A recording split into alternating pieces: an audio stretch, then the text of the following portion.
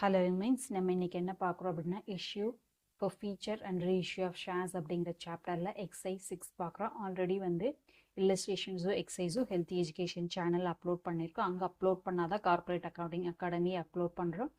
So health education and corporate accounting academy இந்த ரெண்டு சேனலோட பிளேலிஸ்ட் பார்த்தீங்க அப்படின்னா உங்களுக்கு இந்த சாப்டரோட ஃபுல் வியூ கிடைச்சிடும். ஸோ நம்ம ரெஃபர் பண்ணிட்டு இருக்கிற புக் பார்த்தீங்கன்னா கார்ப்பரேட் அக்கௌண்டிங், ஆத்தர் வந்து Reddy and Murthy.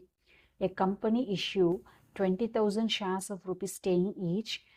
So company plan பண்ணுறதை விடுங்க, 20,000 ஷேர்ஸ் பர் ஷேரோட ப்ரைஸ் 10. ஸோ எப்படி பே பண்ணலான்னு பிளான் பண்ணுறாங்கன்னு பாருங்கள். நம்மளோட சம் வச்சுக்கோங்க. 3 on application, 3 on allotment and balance of rupees 4 on first and final call. So 3 + 3 + 4 10 rupees வந்துருச்சு இல்லைங்களா? ஸோ அட் பார்ல நம்ம வந்து இஷ்யூ பண்ணலான்னு பிளான் பண்ணிக்கோ. The final call money was not received on 2,000 shares. 20,000 ஷேர்ஸில் கால் மணி வந்து கால் பண்ணுறப்போ 20,000 ஷேர்ஸோட வேல்யூஸ் வரல அப்படின்னு சொல்கிறாங்க. So pass journal entries recording first and final call. So இந்த ரெண்டுக்கான ஜேர்னல் என்ட்ரிஸ் மட்டும் கேட்டிருக்காங்க. நம்ம ஓவராலாக போட்டு முடிச்சுட்டு இந்த ரெண்டு மட்டும் எப்படி போடுறது அப்படின்னு பார்க்கலாம் வாங்க. ஸோ இப்போ நம்ம பார்க்குறது வந்து excise 6 issue of shares forfeiture and reissue of ஷேர்ஸில். ஓகேவா? ஸோ நம்மளுக்கு கொடுத்துருக்கிற கான்செப்ட் எவ்வளோங்க? 20,000 இஷ்யூ ஷேர்ஸ் பர் ஷேரோட ப்ரைஸ் 10 rupees அப்படின்னு பார்த்தோம். அதில் பேமெண்ட் வந்து அப்ளிகேஷன்ஸ் 3 rupee, அலாட்மெண்ட்டுக்கு 3 rupee, ஃபஸ்ட் அண்ட் ஃபைனல் காலுக்கு 4 rupees. இதில் வந்து call not receive 2,000 shares, 2,000 shares receive ஆகுது. ஸோ அப்ளிகேஷன் அமௌண்ட் ஃபுல்லாக வந்துருச்சு, அலாட்மெண்ட் அமௌண்ட் ஃபுல்லாக வந்துருச்சு. ஸோ இதில் மட்டும் நம்மளுக்கு என்னங்க 20,000 ஷேர்ஸில் ஒரு 2,000 ஷேர்ஸோட அமௌண்ட் மட்டும் வரலை, மீதியெல்லாம் நம்மளுக்கு வந்துருச்சு. அப்போ 18,000 ஷேர்ஸோட வேல்யூ வந்துருச்சு, இது மட்டும் நம்மளுக்கு வரலை, கால்ஸ்ன்னு அரியராக இருக்குது. ஓகேவா? ஸோ அதை ஜேர்னலைஸ் பண்ண சொல்கிறாங்க. ஸோ ஜேர்னல் என்ட்ரிஸ் போடும்போது journal entries date particulars LF debit credit. ஓகேவா? ஸோ இவ்வளோ தான். ஸோ இப்போ இதில் ஒரு கான்செப்ட் நம்ம ஞாபகம் வச்சுக்கணும். கம்பெனிக்குள்ளே எது உள்ளே வருதோ, ஸோ கம்பெனிக்குள்ளே வரதை என்ன பண்ணுங்க, கம்பெனிக்கு உள்ளே வரதை டெபிட் பண்ணும், வெளியே போகிறத என்ன பண்ணுங்க, கிரெடிட் பண்ணும். ஓகேவா? ஸோ இப்போ வந்து பார்த்தீங்க அப்படின்னா அப்ளிகேஷன் வெளியே போகுது, கஸ்டமர் வாங்குறாங்க, அமௌண்ட் உள்ளே வருது. ஸோ அமௌண்ட் உள்ளே வருது டெபிட் பண்ணும், ஃபஸ்ட் அப்ளிகேஷன் வெளியே போகுது கிரெடிட் பண்ணும். ஸோ ஃபஸ்ட் என்ட்ரி அதான் நம்மளுக்கு வருமா? ஃபஸ்ட் என்ட்ரி என்னங்கப்போ, bank account debtor to application. Date எதுவும் இல்லை அப்படிங்கிறனால விட்டுடலாம். Bank account debtor to share application account. எவ்வளோ ஷேர்ஸுங்க? 20,000 ஷேர்ஸு பர் ஷேரோட ப்ரைஸ், அப்ளிகேஷன் ப்ரைஸ் என்னங்க 3 rupees. அப்போ என்ன வரும்? 60,000.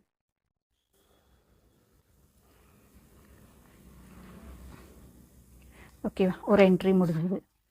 இப்போ அப்ளிகேஷன் ரிசீவ் பண்ணியாச்சு, அதை என்ன பண்ணணும், அலாட்மெண்ட் கேபிட்டலுக்கு ட்ரான்ஸ்ஃபர் பண்ணுமா? ஸோ அதையே கேபிட்டலுக்கு நம்ம ட்ரான்ஸ்ஃபர் பண்ணோம். இப்போ என்ன வரும் அப்படின்னு பார்த்தீங்க அப்படின்னா, ஷேர் அப்ளிகேஷன்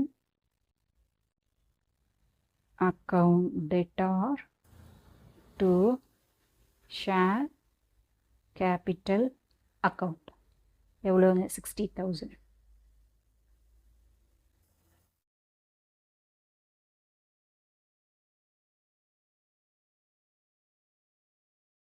லைன் போட்டோம்னா உங்களுக்கு கன்ஃபியூஸ் இருக்காதுங்கிறதுக்காக தான் நான் லைன் போட்டு காமிச்சிட்ருக்கேன். ஸோ அடுத்தது நம்மளுக்கு என்னங்க, அலாட்மெண்ட் மணி, அதுவும் நம்மளுக்கு ஃபுல்லாக ரிசீவ் ஆயிடுச்சு. ஸோ அலாட்மெண்ட் ஃபஸ்ட்டு கால் பண்ணுவோம் அப்படிங்கிறனால ஷேர் அலாட்மெண்ட்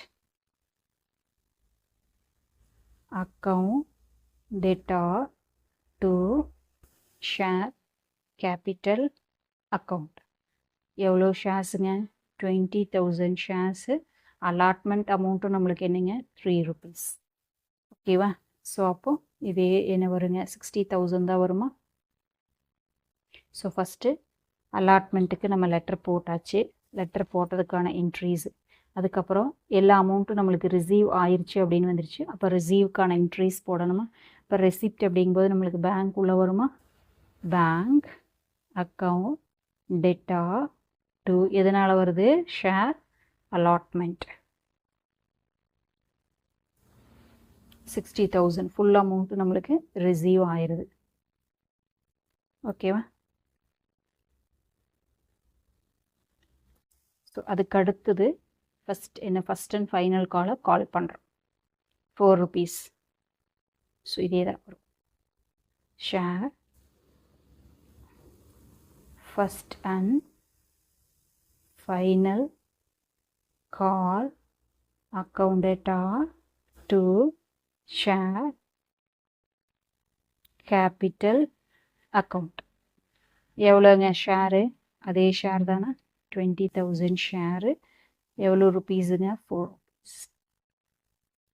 ஓகேவா? ஸோ அப்போ எவ்வளோ நம்மளுக்கு வரணும்? 80,000 வரணும். 80,000க்கு நம்ம கால் பண்ணுறோம் டேட்டில் பே பண்ண சொல்லி. ஓகேவா? ஸோ இதில் எவ்வளோ வருது நம்மளுக்கு அப்படிங்கிறது 18,000 ஷேர்ஸ்க்கு மட்டும் வருது. ஓகேவா? என்ன சொல்லியிருக்காங்க? நாட் பெய்டு வந்து 2,000 ஷேர்ஸ் அப்படின்னு சொல்லிட்டாங்க. அப்புறம் ரிமைனிங் எல்லாம் பே ஆயிடுச்சு. ஸோ பேமெண்ட்டை ரிசீவ் பண்ணுறோமா? ஸோ அப்போ என்ன வரும்? பேங்க் அக்கௌண்டட் ஆர் டு எதுலேருந்து ரிசீவ் ஆகுதுங்க? Sir first and final call account.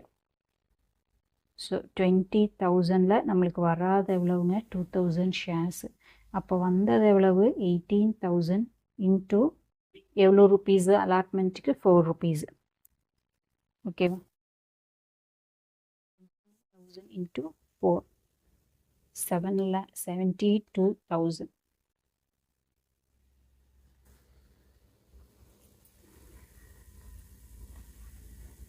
ஓகேவா?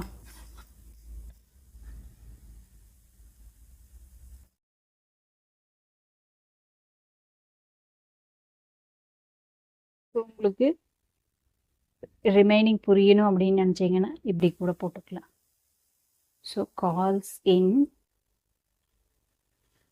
arrears account debtor to share first and final call account.